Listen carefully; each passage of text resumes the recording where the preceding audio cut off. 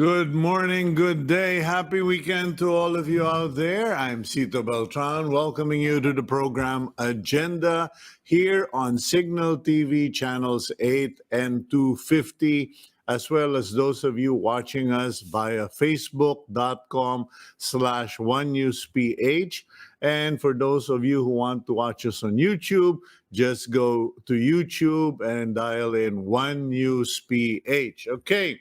Today is November 6, Friday, 2020, November 6. A very interesting news in the papers. We are still closely watching the U.S. presidential elections, but contrary to expectations, it has not gone as smoothly and as quickly as we tend to think. Kasi marami sa inyo sinasabi, sa Amerika mabilis ang eleksyon. Sa Amerika sandali lang bilang na. Well, today sa Amerika, ginagaya na sa Pilipinas.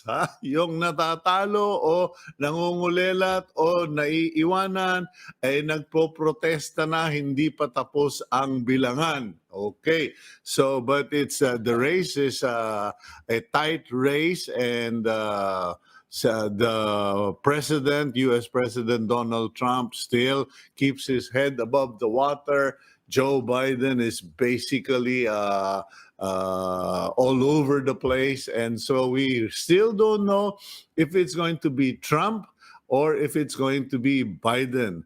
But a lot of interesting news, and I guess the best for us to do is to go to the front page of the Philippine Star. But before, oops, I'm so sorry. Well, anyway, I'm so sorry about that. But yeah, okay, well, let's go to the front page of the Philippine Star, Gab. So sorry about that. In any case, there we go. The banner headline is Biden moves closer to U.S. presidency. That seems to be the prevailing sentiment. And on the top of the newspaper, you will find there 86 Bureau of Immigration personnel charged over Pastilla scam. This is in connection with the expose self-admission confession of a Bureau of Immigration agent who essentially said there was a scam where a lot of the number, not a lot, but a number of frontliners at the Bureau of Immigration were receiving money from predominantly Chinese tourists to get into the country. The problem was they weren't simply tourists, some were prostitutes, and as reports have it, they were receiving a lot of favors. In any case, there is also that small article there that's basically doing an analysis of how a Biden leadership might affect the Philippines. In the lower half of the front page, we have the Dole. On the bottom half of the front page, you have Dole monitoring establishments online. So to find out if these establishments or firms are following labor laws, and then the DOJ starts receiving complaints versus corrupt government agencies. And the photos that you see there, hindi po yan sa Pilipinas na nagpo-protestang may placard, ano? Yung pong picture na yan ay mga US voters, US supporters, American supporters of Donald Trump who are demanding a stop to the counting of ballots in certain towns that perceived to be bailiwicks of Biden. The other photograph or image on the right side is a photo of a highway in Tabaco, Albay, Sabluyon Highway in Tabaco, Albay. And ayun po, napuno na ng bato. The highway has basically been half blocked by all of those rocks, boulders, stones that were washed down during Typhoon Rolly. Sayang, malayo-layo. Sa Japan, pwede nating export yan for aquarium design. In any case, there's a lower half. Holidays may bring uptick in COVID cases according to Professor Guido David of the UP Octa Group. Kasi syempre, holidays, you all go out, there is mobility and convergence, and then comes COVID. 82% of Pinoys recently surveyed says life quality worsened for them. And the other photograph on the left side, a vendor arranges Capiz Christmas lanterns at the Dapitan Arcade in Quezon City yesterday. I guess it's time for all of us to consider putting up those Christmas decorations. I am still struggling with my wife who does not agree, does not conform to putting up a Christmas tree until December 6 kasi ganun daw sa Europe ay dito sa Pilipinas pagtama ng September, Pasko na. In any case, let's go to the stories behind those front page headlines. We will now go to that survey. 82%.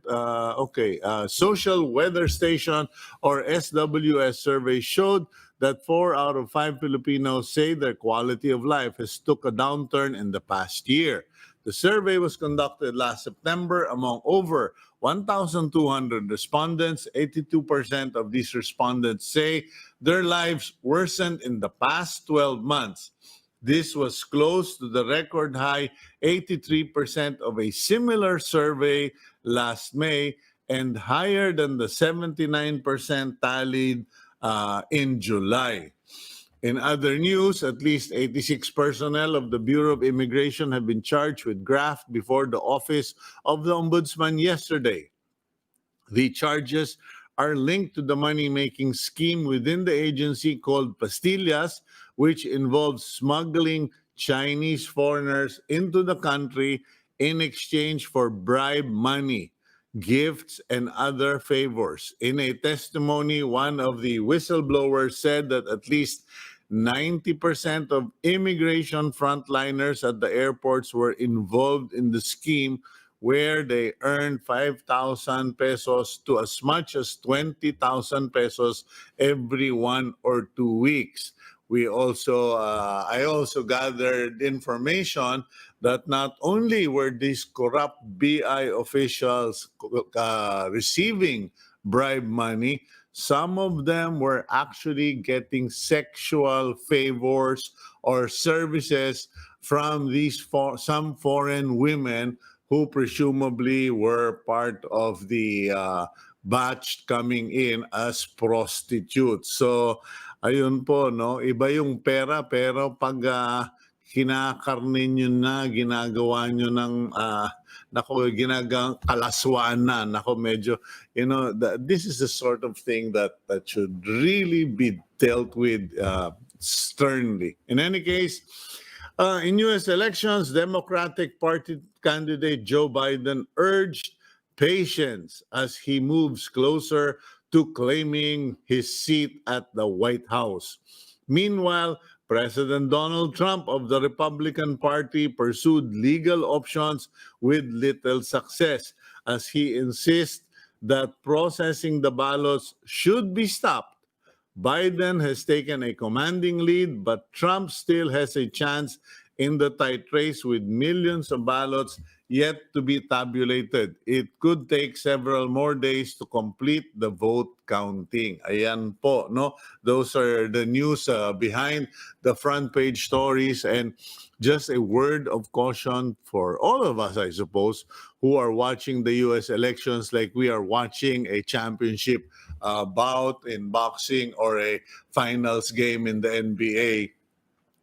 Many of us lead ourselves to believe that so and so candidate is going to win because he's popular, because he's inching, or it could be. Many of us think it's Biden, but in the U.S. elections, it is not just majority rules. Okay, it is those who rule over the majority that rule. So medyo mahirap pong sabihin. It's hard to call, and it is in this mistake or in this expectation that we end up disappointed if the candidate or our candidate doesn't win, or your candidate or your team doesn't win. And then it subsequently, di bali sana kung, panahon ng kabataan namin in our youth, it's a gentleman's sport, you win, you are magnanimous, you lose, you accept defeat, and people are very sportsman-like or kind about it. But nowadays, a loss is translated into a cause. A loss is translated into a cause to make life difficult for the winners, to a cause for making the reputation of the winners look bad, etc. So medyo word of caution lang po yun. Wag nating masyadong i-assume kagad, or do not build up your expectation, because the higher your expectation, and if it doesn't happen, the bigger your bukol. Okay. In any case, today we have an interesting. We are going to catch up with the Vice Governor of Catanduanes, Vice Governor Shirley Abundo of Catanduanes, to find out what's happening there. And makikibalita na rin ako because I do have friends in Virac, and the news yesterday from Undersecretary Wimpy Bondok was Wimpy Fuentevella was that 80% of the electric posts dun sa Virac tumba. So, hello darkness, my old friend na naman po ang team song doon. In any case, we will find out. Then we will speak with Dr. Carla Ante-Orozco. She's an immunization specialist of Unicef Philippines, addressing the rising cases of measles, polio, with a possible measles outbreak in 2021. Alam niyo po, no? As some of you may already know, our daughter Hannah, who is studying in the Netherlands, in Holland, came down with COVID-19. And by God's grace and by the blessing of your many prayers, especially our friends on Facebook, she has remained asymptomatic, malakas. She's going to class, online, and taking care of herself, impressively taking care of herself. But when I was thinking about all of this morning, it occurred to me that there might be a possibility, because months before Hannah left, we all decided, on the suggestion of one of our guests, doctor on agenda, excuse me, we decided to have our flu shots. There's a flu vaccine shots, and we did it, and then other guest doctors suggested that you take zinc, you take vitamin D, you double up on your vitamin C, vitamin E, etc. So we've been doing that long before Hannah left for Holland, for the Netherlands, and I'd like to think that all of that helps. I'm reminded of a time when Cynthia Villar was hosting, or was the chairperson of the Agriculture Committee in the Senate. Nung nagkakaroon po ng cocolisap, that pest that was killing coconuts all over the country, I remember her after, I gave my suggestions during the committee hearing, and other people gave their suggestion. And Senator Cynthia Villar said something: in the absence of one particular thing, let us do everything. Kumbaga, wag na natin pagtalunan which medicine is better, which protocol is better, or what solution is better. If you don't have an actual solution that directly addresses the problem, then let's try everything. And that is what we have done.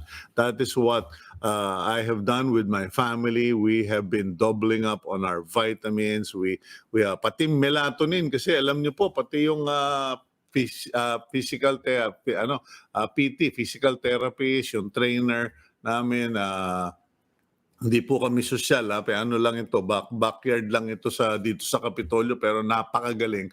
She actually said, it's important that you get as much sleep as you can.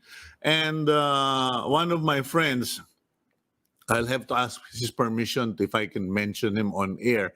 But he's a well-known businessman. He's 78 years old. He came down with COVID. He had symptoms, and he was telling me, Cito, one of the biggest mistakes that he had was napraning siya. Napraning siya. He almost didn't want to sleep. He got scared because that is part of COVID. Even Chris Cuomo of CNN mentioned that when he had COVID, he was delusional. So itong kaibigan ko, napapraning, lagi nakabukas ang ilaw, ayaw matulog, etc., trying to stay awake. But as it turns out, and he learned a few days later, the best medicine was to sleep. So you need to take all of those nutritional supplements. You need to have your sleep, etc. In any case, yun lang po, no. I just wanted to mention that because we will be talking to an immunization specialist. But before we talk to the immunization specialist, let's speak with one of our favorite news sources here, Shaila Francisco, kasi naku po, meron na naman pong Shaila, Good morning, Cito. Magpa-Friday na. Akala ko pwede nang mag-staycation, pero may problema pala dyan sa mga ibang hotel na yan. Good morning, Shaila. Could you do us the favor of updating us what is going on? Cito, after the Red Cross, it's now the hotels that are complaining that they have yet to receive the last batch of payments from OWA for housing or accommodating these OFWs. That's why the hotels used as quarantine facilities are struggling now with their operations and are unable to pay their employees. According to Hotel Sales and Marketing Association, around 250 million pesos is the debt of the Overseas Workers Welfare Administration to some 20 hotels, but the numbers could increase because they haven't yet got in touch with other hotels that are not privy or that are not open to share how much OWA owes them. Now, we've talked to some employees. Some of them are having a hard time paying their bills because they didn't receive their salaries last month because of the non-payment. The Dole says the OWA is given 7 days to settle their dues. Now we talked to OWA also, who said that they are just being careful and verifying the documents to make sure there is no overpayment, but they will try to comply with the 7-day deadline, Cito. Okay, now, last time I spoke with Secretary Bebot Bello, he told me that there were from 7,000 OFWs, they have brought down the number of 5,200 OFWs staying in those hotels. Palagay ko dumami na naman dahil nga dun sa Red Cross backlog, because of non-payment. Paano na? How many, do you have any idea how many OFWs are in these hotels, and what will happen if the OWA continues not to pay? Kasi parang tingi-tingi yata ang bayad ng OWA. How is OWA dealing with the problem? Sito, una muna, no? the Hotel Sales and Marketing Association revealed that at least 10% yung nabayaran na. But Mm. it's not enough to help them stay afloat. They need at least 50%. And if they are unable to receive at least 50% of the payment, they may be forced to stop housing or accommodating these OFWs because they need this salaries, or they need the money to continue servicing these OFWs. Remember, this is the pandemic, so around 70% or more than half of their revenues are coming from the OWA. Sito? Mhm. And also, I think, Shaila, we need to make it clear to the public, these hotels are not charging standard rates. Parang 50% lang yata nung kanilang rates ang sinisingil nila. Am I correct? Yes, Sito, they're offering discounts just to accommodate all these OFWs. So, Mm. ang hiling nila on the part of the government, sana magbayad din naman because service has been rendered already. Okay, but how many OFWs do you know are staying in the hotels? Sito, unfortunately, walang binigay na data yung HSMA or Hotel Sales and Marketing Association. Okay, well, we will just look into that. Any other information, Shaila, kasi medyo hindi magandang situation yan.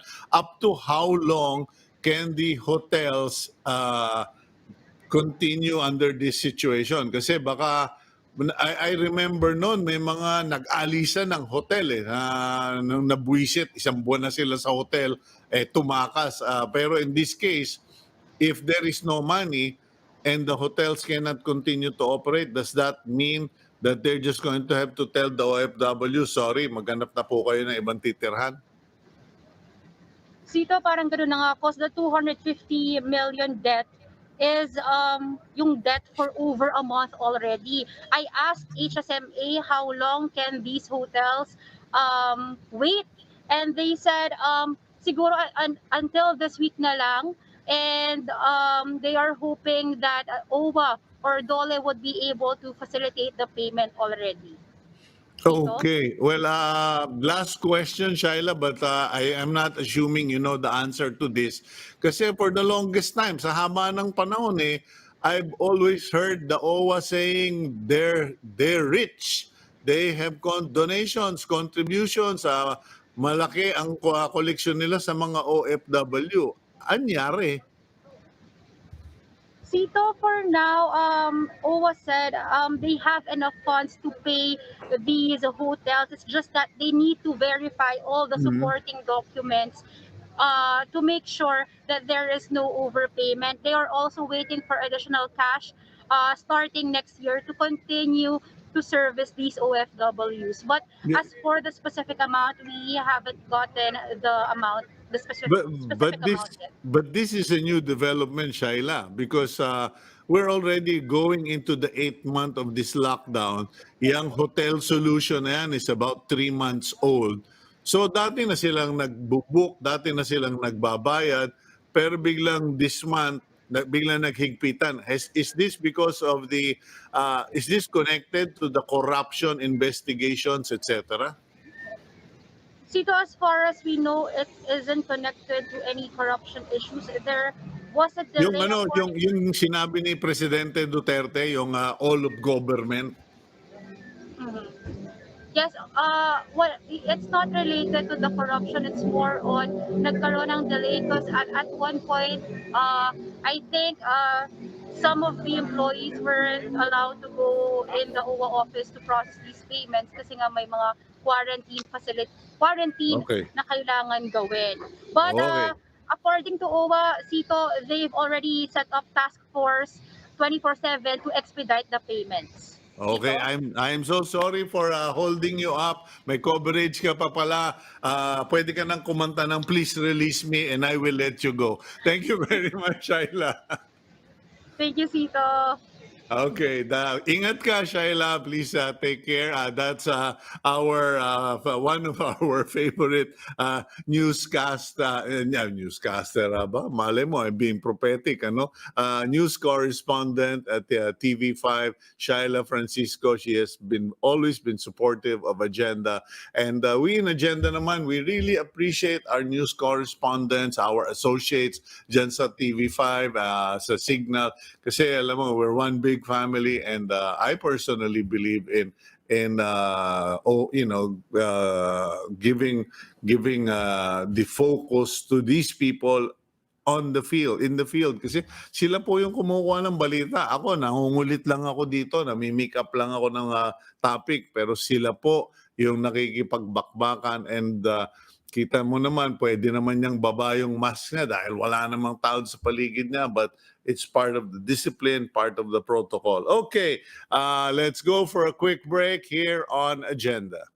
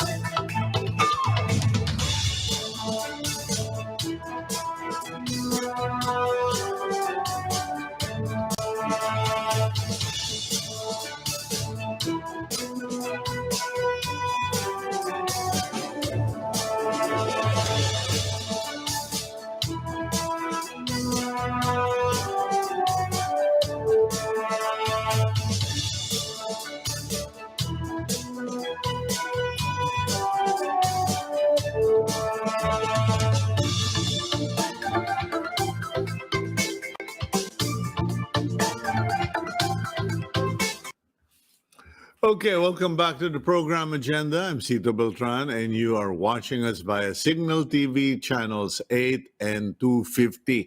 Alam niyo po, malaking bagay talaga yung naka-satellite TV kayo kasi katulad niyan, yan sa mga ibang lugar nga tinamaan nitong bagyo, kung cable, naka-landline, naka-land cable ka, ay naku, putol-putol.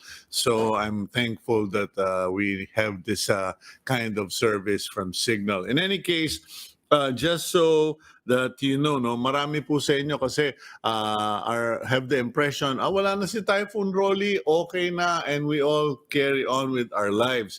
But here's a recap of or an update of what's happened after umalis yung Rolly na yan. Talagang yung mga bagyo na yan talagang kumisan piste. Pero of course they bring brain, they kind of naturally prune the existing vegetation. Ang problema nga lang, tayo ng mga wala sa sistema ng nature, nagugulpe. The province of Catanduanes is now under a state of calamity after Typhoon Rolly. Okay? It was considered as the ground zero. Kumbaga, yun yung pinaka matinding ginulpe, doon siya nagpasabog ng lagim, yung bagyong Rolly dyan sa Catanduanes. Now, Typhoon Rolly killed 6 people and left 10,000 families homeless in Catanduanes. 10,000, 10,000 pamilya pong walang bahay. Okay? Kasi tayo parang lagi natin iniisip pag bagyo, walang bubong. Hindi po, ito 10,000 families walang bahay. Catanduanes sustained agriculture damage worth 1.4 billion, around 1.29 billion of this loss is attributed to damaged abaca crops, the island province main agricultural product. Ngayon, tingnan niyo po itong cascade na ito, no? 1.29 billion ng abaka kinatay nitong Rolly. Ang problema, yung abaka na yan, saan ba ginagamit yan? Ginagamit yan sa lubid, ginagamit yan sa mga mga car seats, ginagamit yan sa kung ano-anong bagay, sa furniture, upholstery, pati nga sa hospital, ginagamit yan. So, it cascades and it affects thousands of thousands of products, hundreds of industries, and etc. So, okay, ayan po, no? Kausapin natin yung ating contact dyan sa Catanduanes, si Vice Governor Shirley Abundo. We can only speak with her via phone because, as we already said, it is ground zero. So we're having difficulty connections. Let's find out, is Vice Governor Shirley Abundo of Catanduanes there already? Vice Governor, good morning. Hello, good morning, Tito. Oo, Vice Gov, kamusta na kayo dyan? Alam mo, napakalaking, malapit sa puso ko yung probinsya ninyo, lalo na ang Birac. I'm only recently discovering yung damage. Kamusta naman ang mga kababayan natin? Sa ngayon po, slowly, we are trying to go back to our normal life. But many people are still without homes, trying to fix their homes. Wala pa pong kuryente, walang tubig, ang signal intermittent po. So we have really big problem in the province po. Okay, what is the capacity of the province to respond, Vice Governor? Kasi Typhoon Rolly was a super typhoon. Hindi yan yung ordinaryong bagyo. Do you have enough resources and personnel o nananawagan na kayo ngayon? For now, we are really reaching out to everyone who can help the province. The province can only do so much. The calamity fund, medyo naubos na rin po because of the COVID. So we really need the help of other people, the national government, private individuals or private groups. But we are also very thankful that many of them are already responding to our call for help. Okay, what is the primary need or assistance required in the province, and where is the biggest problem? I think for now, the biggest problem would be food and water, no? Yung potable water. And of course, the shelter, Tito. Most of the houses here were wiped out because of the strong winds and strong rain caused by Typhoon Rolly. So many people really line up in hardware stores to buy mga yero or trapal man lang for temporary roofing, for Mm. nails. And some nga po, yung hardware stores, they could only give around 10 yero for one buyer. So, very, very limited po ang resources namin sa housing materials or construction materials. And of course, we would expect shortage of food because yung sa agriculture sector suffered very big damage. So, yung mga palay namin, yung gulay, yung livestock were also very much affected by Typhoon Rolly. Okay, nagpadala na ba ang national government ng military and police forces para tumulong diyan? Because usually in a super typhoon, sila yung ginagawang first responder. I saw this in Tacloban when Typhoon Yolanda hit. The first responders were the military, the police, the Bureau of Fire. Diyan po ba sa province, sino na ang nakarating? We already have assistance from the PNP. They sent one company. This is according to the report I have. This was as of yesterday at 8 a.m. The PNP already sent one company of police personnel, the AFP, one company of army personnel, Tito. And also yung Pilreta, they also sent 60 Pilreta personnel to help sa energy namin sa restoration ng electricity. Okay, how are you coping in terms of electricity? Because I am assuming that you need medical services, you need to have the hospitals running. Paano ginagawa ng province Vice Governor? For now, we are surviving on generator sets po, dito. That's all what we have right now. Yeah. Do you have sufficient stock of fuel? Because I remember in where we were first responders, yan yung laging nangyayari after 1 to 2 weeks. Ubus na yung diesel o gasolina. And from what we've heard, hanggang bago magpasko, makakabalik yung electricity. So we're talking at least 1 month of no power.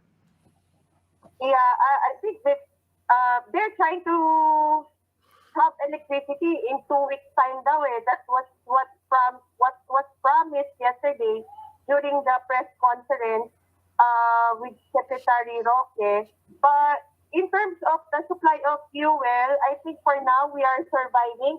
And ano naman po, dito yung travel ng mga ferry boats namin is regular naman na po. So I think we would be able to get supply from the mainland or wherever it is that they're getting their supply.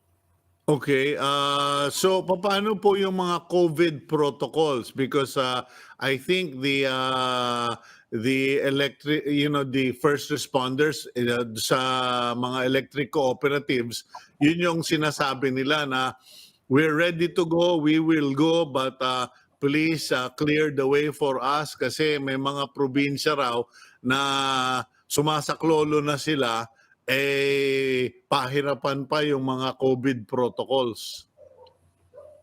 Okay. So about the COVID protocols, I think some measures are being considered by the provincial government so that help could be easily be here in the province. Anyway, the province has only 8 active cases as of the moment. Sa akin, ang importante siguro, natuto na yung tao to observe the minimum health standards. So, if we really practice that, we could really avoid yung pagkalat po ng COVID dito sa amin. So, it is really up to the provincial governor. Although I read a request from the governor yesterday asking the IATF or the DILG, I think the regional director, to suspend first yung pag-uwi po ng LSI and ROF. Pero with regards to APOS, I think they are more considerate kasi kailangan po talaga namin ng tulong. Mhm. Paano naman yung supply chain na situation, kasi nabanggit mo, Governor, that there is a shortage, Vice Governor, nabanggit nyo there's a shortage of supplies, construction supplies and materials. Is there some way of addressing the problem? Meron na bang coordination with the national government on this matter, or DTI for instance? I think everybody has been coordinated well yesterday when Secretary Harry Roque was here.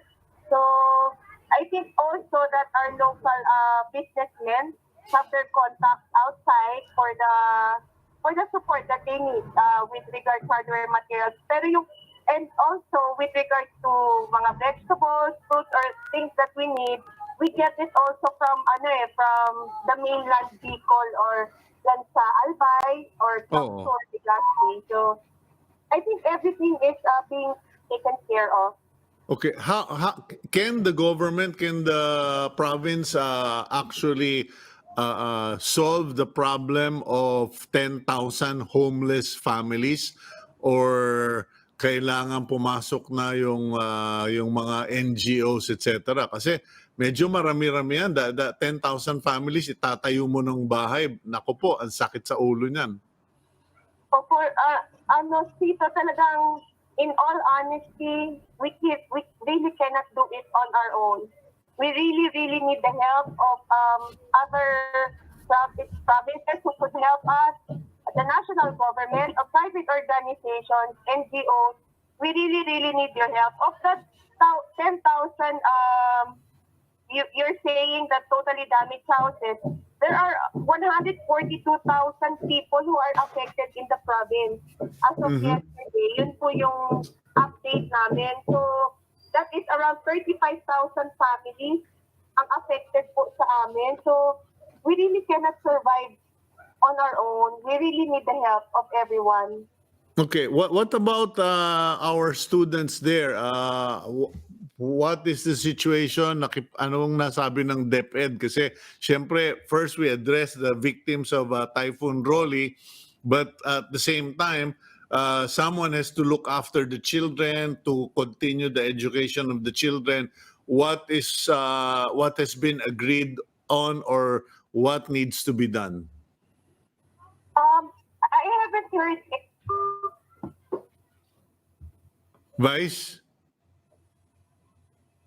Vice Governor? Oops, nako, naputol po, on and off. Well, I'm impressed because at least thank you to the telcos, both Smart and Globe, na kahit papano they're both working together and trying to get things going.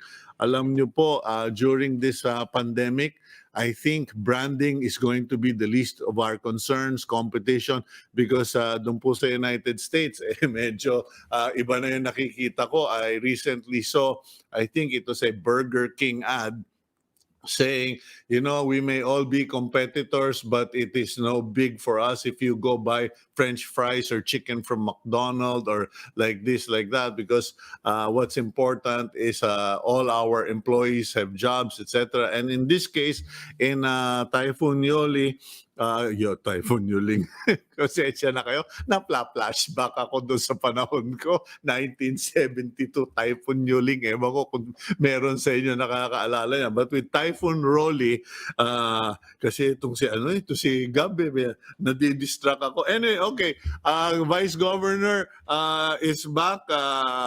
Vice Gov, paano na yung mga bata, yung mga estudyante?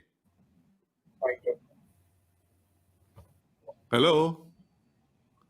Vice Governor Abundo? Hello? Yes, there you go. Vice Gov, paano na yung mga estudyante natin? I'm here po. Yeah. What about the students? What are the plans?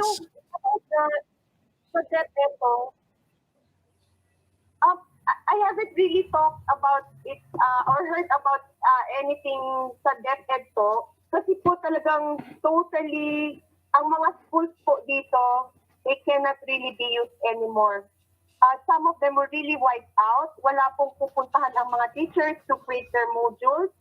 Ang DepEd sa Catanduanes mismo, yung aming yung office mismo ng DepEd dito, talagang grabe rin po talaga ang damage nila.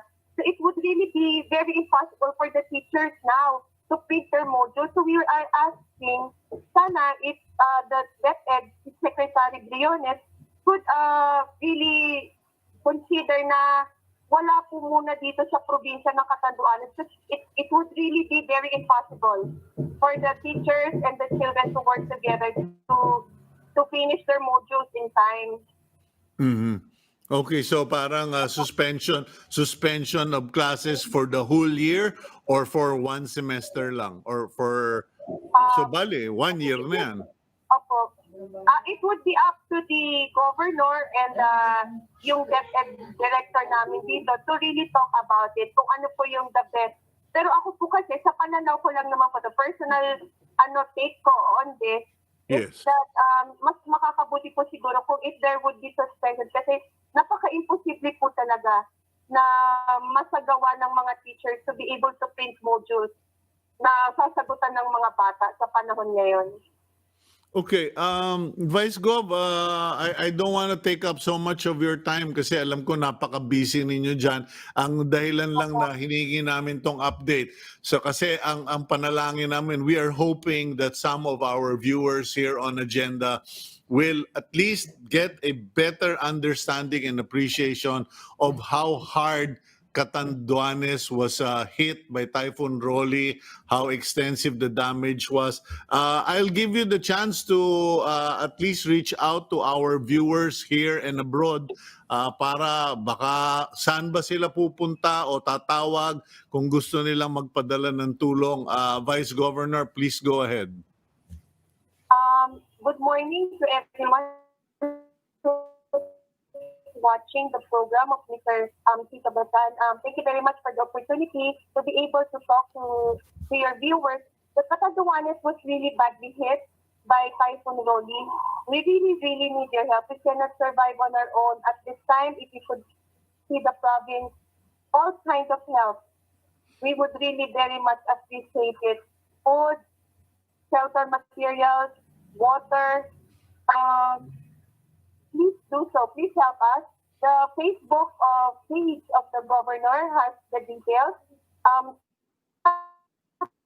Others have already reached out to me as the vice governor that they would also send it through me. So you could also reach me through my Facebook page. Shirley Abundo, the governor Joseph Pua has his own FB page wherein there are details of where to send your donations. So to everyone, please pray for us that we survive this as one province. But I believe that as resilient people, the very resilient people in the whole country, we would be able to survive this. Tindog Catanduanes, bangon Catanduanes. Thank you very much, Vice Governor Abundo, and our prayers go to the province, to your province mates, and to the officials of Catanduanes. We hope that people will respond, and in this time of great need, we are one with you. Kung meron po kayong gustong i-announce, whether here on Agenda, in our column, or with TV5, please feel free to reach out. We are here for you and your people. Maraming salamat po. Maraming pong salamat, Sir Cito, and we really appreciate all your effort to help us. Salamat po. Okay, that's Vice Governor Shirley Abundo of the province of Catanduanes, and marami sa inyo hindi pa nyo nararating yung Catanduanes, but you know, it is such a beautiful place for me, especially Virac, because you know, even kahit tourism lang, talagang napakaganda. Kumbaga, sinabi ko nga, parang the Scotland, the Batanes of the south of the Bicol area. of the Bicol region. Napakaganda and lovely places, people po, no, talagang marami akong nakahalubilo dyan during our fiestahan, BMEG fiestahan, where we go to different provinces para magturo on hog racing. And also for, syempre, yung mga iba naman sa game fowl racing, etc. Nagstay na po kami dyan, nakaikot-ikot ako dyan. And talagang, pati nga, dyan din sa area na yan, napuntahan ko yung pag-asa ba yun, yung weather station doon, may yung Doppler radar. Ayun, tinamaan. Kahapon nakita ko doon sa balita ng Channel 7, hanggang tuhod yung nilalakad ng mga government personnel para lang madating yung Doppler radar to check on it and find out how badly damaged. The Doppler radar is what helps us accurately track typhoons and also help navigate aircrafts and sea vessels, etc. Ayun, tinamaan din daw po kasi sobrang lakas talaga nung tama nitong Rolly. Okay, so again, I personally appeal to all of you. You know, we may be going through times of testing, but many times when you are down, okay, or when you are facing difficulty, when you help someone, it relieves you your focus on a bad situation by creating a better situation for someone else. Those who refresh others will themselves be refreshed. Nasa Bible po yan. And kami, when we underwent this personal crisis of COVID-19 with our daughter, yung isang tauhan natin, kapitbahay ko dun sa Lipa, pumanaw po, natake yata sa puso. Sabi ko nga, tayo pinoproblema natin yung positive pero asymptomatic. Yung kaibigan natin pumanaw na. So we just reached out and help. So please reach out, help people, particularly the people of Catanduanes. And kung tiga Bicol ka, Doy, sige, tumulong kayo dun sa mga tiga Bicol. Thank you. We will go for a quick break and after this, balikan naman po natin yung ating next guest regarding immunization and vaccines, etc. Hindi po vaccine, but immunization kasi baka makaligtaan ng mga maraming parents yan. We'll be right back here on Agenda.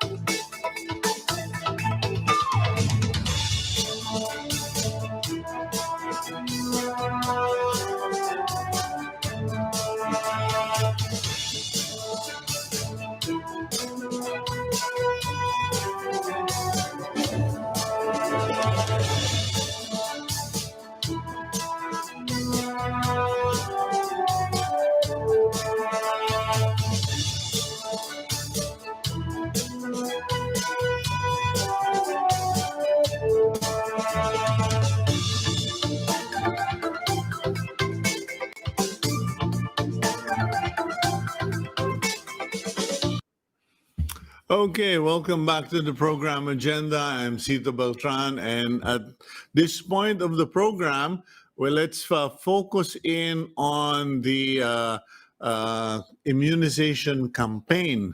And with us is an immunization specialist of the Unicef Philippines, Dr. Carla Ante-Orozco. Dr. Carla, good morning to you. Good morning to you, Cito, and thank you for having me in your program. It's our pleasure. And, you have to forgive me. I'm getting old and getting forgetful. And I think a number of us have lost track of what UNICEF stands for. Could you just please refresh our minds? Ano ba ibig sabihin ng UNICEF na yan?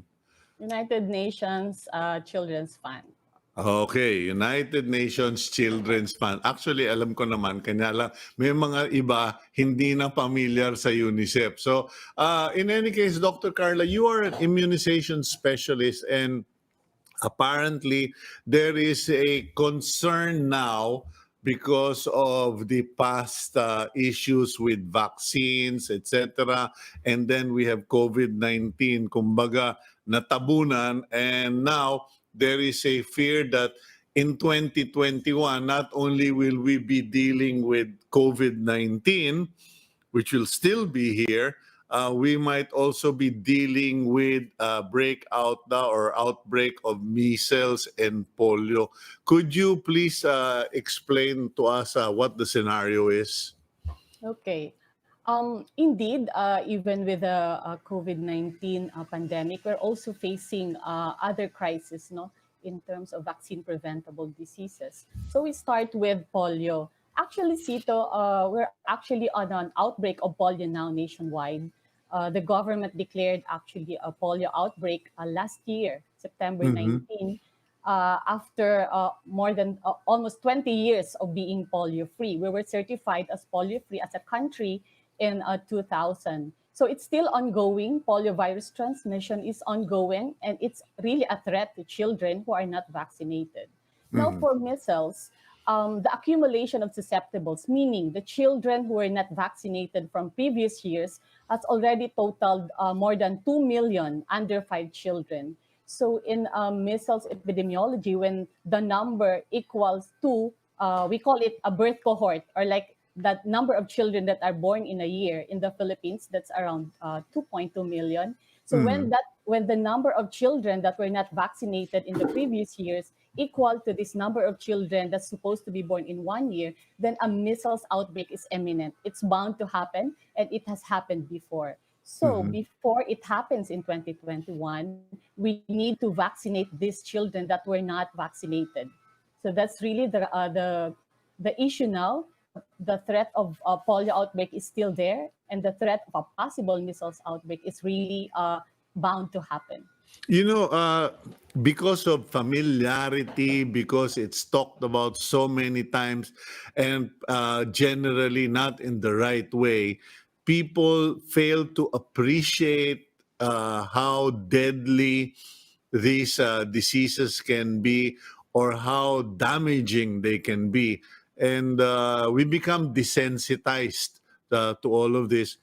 Could you just give our viewers, listeners, an understanding what happens in a measles outbreak? Kasi marami nagsasabi, okay lang, bulutong lang naman yan, puputok-putok lang sila pero gagaling naman. Could you please elaborate on the seriousness of measles and as well as polio?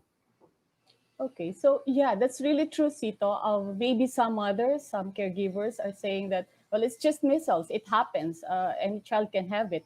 But just to say that measles is a very life-threatening disease. It's highly infectious, actually. So children in a locality where vaccination is low, so population immunity is low, it really rapidly spreads. So many children Mhm. can get affected. And measles, as it is already dangerous, but all the more the complications of measles, the other uh, complications that goes with it is the ones that can cause death and disability. So one of those complications, it can actually cause blindness, Cito, Mhm. especially those for those children that are undernourished, they lack vitamin A. It can also cause otitis media, or that's infection in the ear. It can also cause severe diarrhea that may lead to dehydration, and that can cause deaths of children.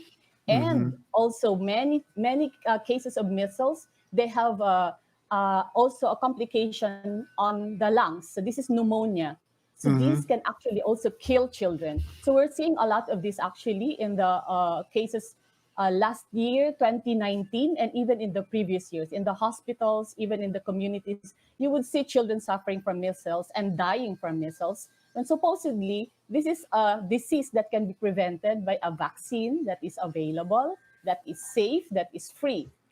So that's really Mhm. a message that I want to give to the mothers. While for polio, although we have successfully eliminated polio before last year when we were declared, when there was a outbreak, polio can also cause, as you know, lifelong disability and even death. It can cause paralysis in some Mhm. children, and it can also cause death when the breathing muscles, we call it the diaphragm, is also Mhm. affected. So these are diseases that we shouldn't really take lightly. These are diseases that can kill and So, can give paralysis, So lifelong po, disability. sa polio, Doctor Carla, yung sa polio, it is not just a orthopedic kind of problem. Kasi pag sinabi mong polio, ang sabi nga ng mga iba dyan, pilay, pilantod, or baloktot yung paa. Pero you're saying that it can also affect the diaphragm and kill children? Yes, it can, Sito, in some of the children.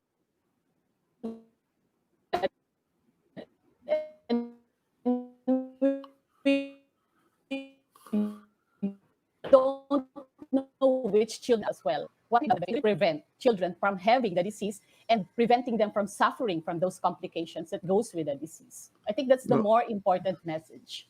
Okay, so clearly, measles and polio, it's not just, well, measles, hindi lang yan sa balat. Although, I think there are a lot of parents who have to understand this and spread the information even to their household, their contacts. Because I've met teenagers who feel just horrible. Kasi meron silang pekas or they have marks from measles in their childhood, and now that they're growing up into teenage years, when they talk or talk to me and I listen to them, you can hear, you can sense their frustration, their anger na kung hindi ako nagka-measles, hindi ako magkakaroon ng puro peklat sa braso ko or sa mukha ko. I know of a classmate of my daughter who actually had marked facial scars because of measles. So we don't realize that measles can be life-threatening and can also be a lifelong burden for some of the children. In any case, Doctora, what's going on right now? I mean, how is the campaign for immunization? Because I'm one of those who championed immunization. And sabi ko nga, ay sige, gusto nyo ng away, tara mag-away tayo, kayong mga anti-vaccine. Unahin ko kayo. But, because I sincerely care and believe. I mean, I was just sharing at the beginning of the program that before all of this situation got worse, we took our a doctor's advice and we had ourselves vaccinated for flu. I mean, for 5 years, I said, nah, I don't believe in that. But finally, I said, let's take it. It doesn't hurt. Kasi medyo takot. Akala ko masakit. Wala pala. Wala naman palang nararamdaman. Anyway, sorry, I'm talking too much. Too much coffee. But what is this current state of vaccination campaign, immunization in the Philippines with UNICEF? Okay, so currently, the government actually is leading this. This is the measles, rubella, oral polio vaccine campaign that's being, currently it's being done. This is actually in 2 phases. So phase 1 has started. So this is from October 26 to November 25 in Mindanao, all the regions, and in Luzon, in CAR, in regions 1, 2, 4B, and 5. So that's phase 1.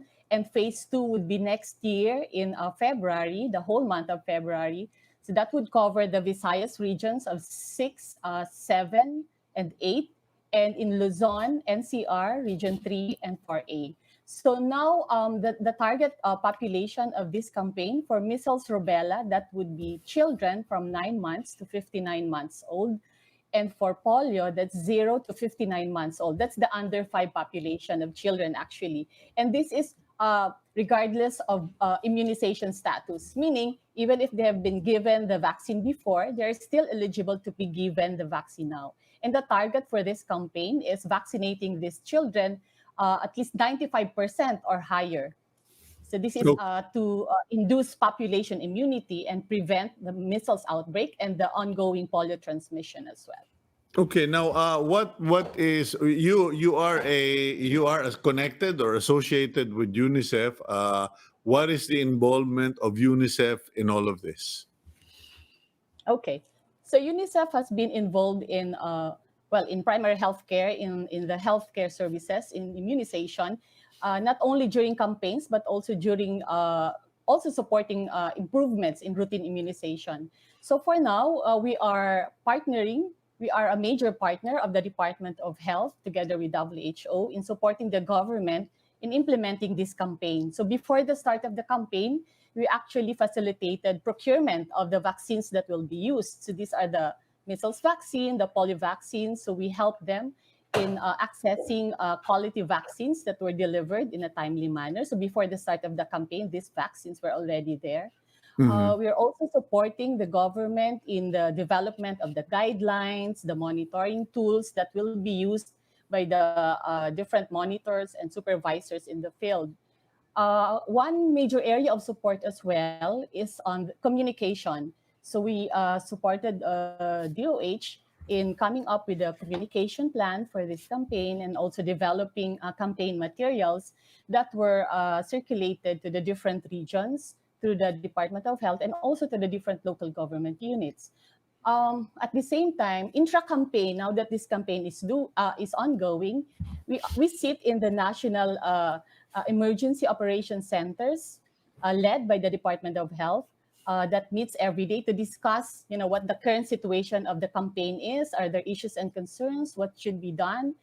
And on the ground, we're also there. We have UNICEF immunization consultants that provide mentoring, support, technical assistance to the local government units, priority LGUs that need support. And And we also have an implementing partner that supports increasing community awareness as well. So this is Relief Mhm. International. So we're all there. We're very much a part of this campaign with the department, with the government and local government units, How and we'll challenge continue that support. Yeah, how challenging is implementing the immunization campaign in during this pandemic? Kasi medyo nawi-weirdohan ako no. There are a lot of people in the LGUs who say, "Oh, it's scary to go house to house. It's scary to go to the center, health center, etc." Pero I see the statisticians or ewan ko kung anong tawag doon ng National Statistics Authority, Philippine Statistics Authority, ang tatapang house to house, they're getting data, they're interviewing residents. Sabi ko, is this just a question of determination, a question of intent? How difficult has the immunization campaign been? Because some people are saying mahirap daw because of COVID-19. Yeah, indeed, Cito. It has been challenging. No? It's truth be said, it's really challenging. First, because the health workers that will be doing the vaccination campaigns, they're also involved in the other health services in their health centers, right? So Mm. at the same time, the vaccination teams have been encountering some refusals. Well, some mothers would refuse to have their children vaccinated for fear of, we might contact COVID-19 from the health workers. So all of this, and added to that, aside from COVID-19, is the typhoon that just happened. But just Mhm. to assure the public that in terms of COVID-19, this infection, these health workers, these vaccination teams, they are trained in infection, prevention, and control measures on COVID-19. And at the same time, when they do the vaccination, they will be using PPEs. So they have their face mask, they have their face shields that will be used when they vaccinate a child. And for these campaigns, Tito, Yeah. the strategy is actually fixed post. So meaning in health centers, so these are the rural health units, the city health offices, or barangay health centers. And at the same time, there are also temporary vaccination posts. So these are vaccination posts like in the covered court of the barangay, in the barangay Mhm. hall, or wherever mothers can congregate, not really congregate, where there are many houses nearby, then they can set up a temporary vaccination post. So Mhm. in the vaccination post, there's only a limited number, of mothers that can enter, and only one caretaker is allowed per child. So that would Mhm. limit the number of persons, inside the vaccination post.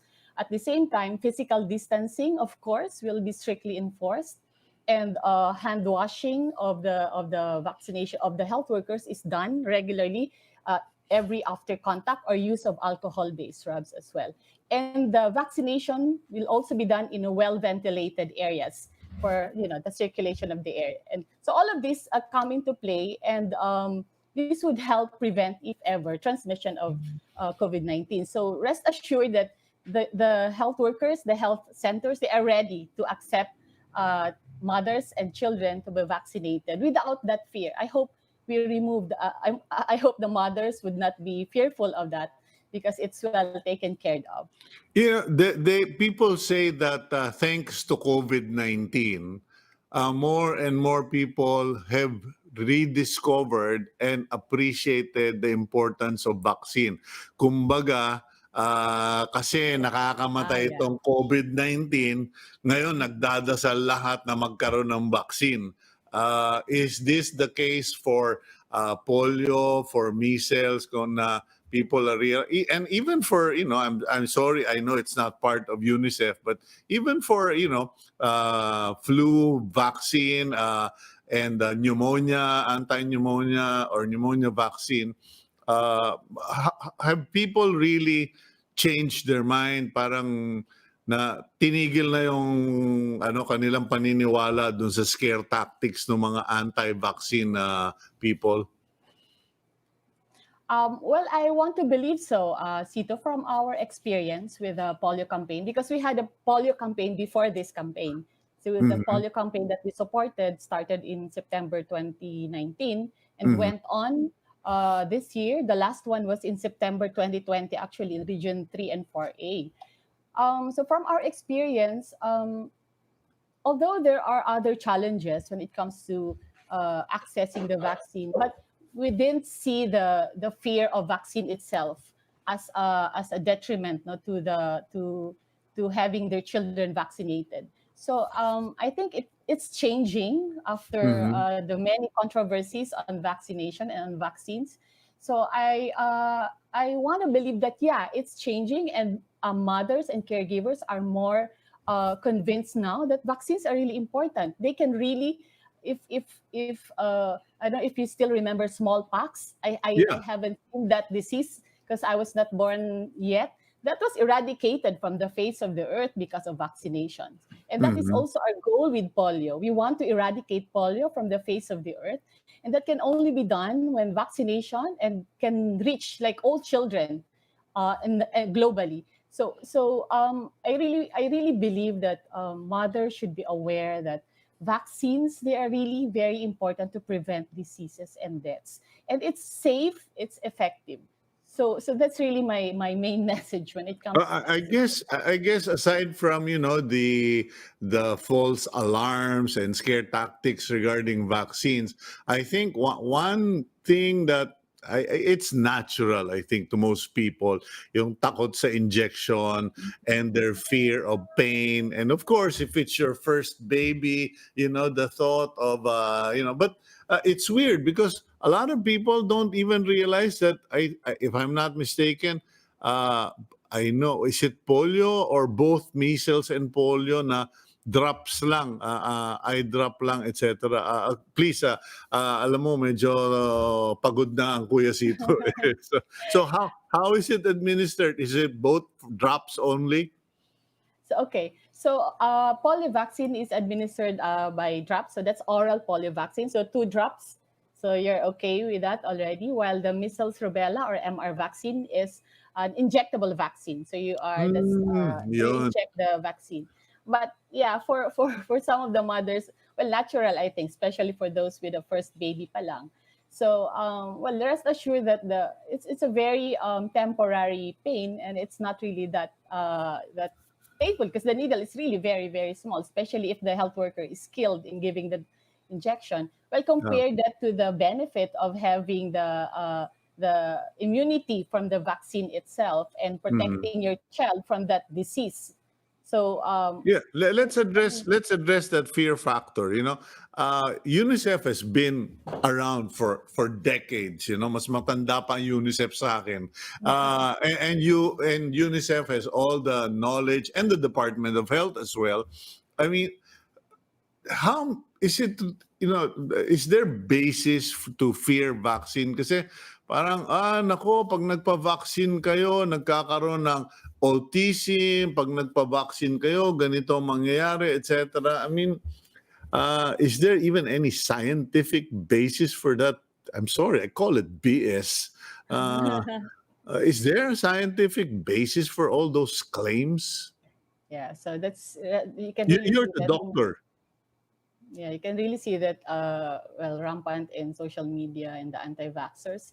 Well, Mm-hmm. just to say that those claims are really unfounded. There are no Mm-hmm. scientific facts that would really support those claims, and it has been debunked, no, by really scientific communities, by the WHO, at the same time by UNICEF. So Mm-hmm. these vaccines, they go through rigorous testing, no, clinical Yeah. trials, licensing, the WHO pre-qualification process. So before it can be used by the people, no, before it Yeah. can be manufactured. So be assured that these vaccines, before they come to you, before they are given to the children, they've been tested for safety, efficacy, like countless times. Actually, Mm. vaccines are, in terms of development, it takes like 10, 20 years to develop just one vaccine. And Mm. just to say that with measles, the measles vaccine has been licensed for almost 60 years now, Cito. So 60 years. And in the Philippines, it has been, same with polio vaccine actually. And in the Philippines, it has been used for more than 40 years. Mm-hmm. So in terms of the safety, efficacy, and we didn't see like major side effects of these vaccines, because it's also being monitored now in terms of, are there any major adverse events following immunization? Yeah. Surveillance is still ongoing for these vaccines in terms of adverse events. So we're not seeing that. So I can really assure you that these vaccines, they are safe, they're really effective. So yeah, mothers, please have your children vaccinated. Well, that's a great message, Doctora. And I'm sorry, but I just really needed for us, both of you and me, to address this or to debunk these claims. Kasi medyo, alam mo, ang tao, pag tinakot mo, may inclination maniwala eh. Even with the dengue, when the dengue vaccine came, it was such a big brouhaha. But my daughter and all her batchmates, I think there were like 700,000 of them in that generation, or parang ganun. I'm not sure kung 7,000 or 70,000, whatever. But they were all vaccinated. And I was saying, sige nga, umanap nga kayo nung na-vaccinate na nagka-problema. And we don't even talk about dengue now, although it's still there.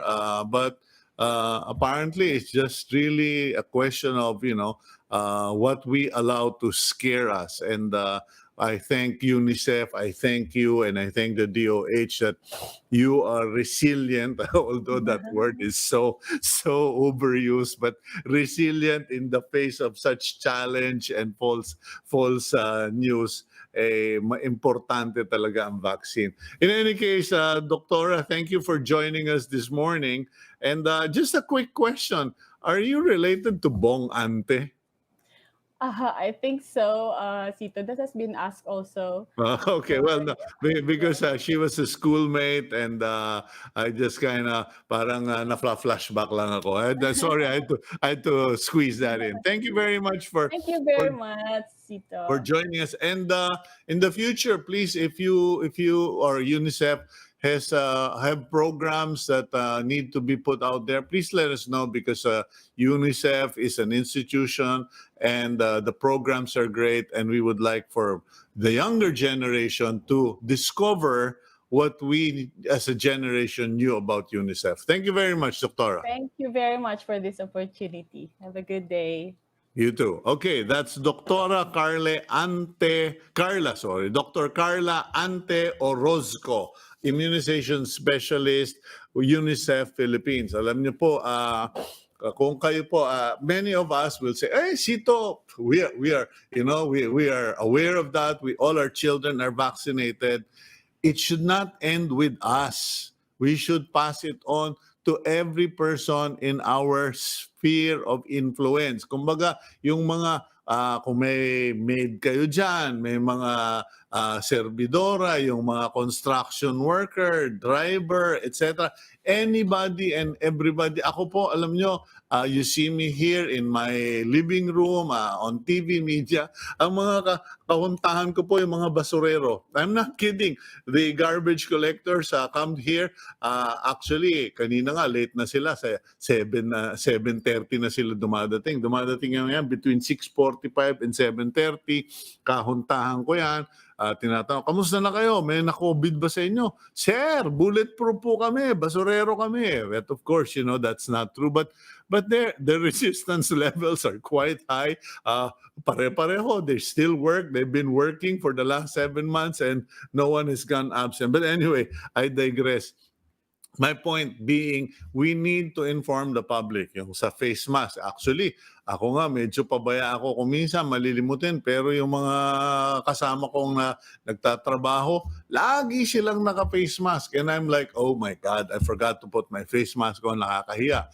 So we are not just the recipients, we should also be the messengers of the blessing of vaccine. So alam niyo po, maraming may naging issue yan, pero let's put all of that behind, and let's move forward. Millions and millions of Filipinos can't be wrong. We've all had vaccination for for measles, vaccination for polio, etc. Yung anak ko na vaccinate na sa dengue, ako kaming tatlo na vaccinate na kami for flu, etc. And I just have to we need to tell everyone, vaccination is good. And if you don't believe that, please make sure hindi kayo I'm just kidding. Kasi kung kontra kayo ng kontra, pag lumabas yung vaccine para sa COVID, huwag kayo magpapabaksin, ha? Anyway, thank you very much for joining us this week. Thank you for your prayers. Thank you for your support. And if there are is there anything we can do for you, please let us know here on Agenda. God bless you. Have a great and happy weekend.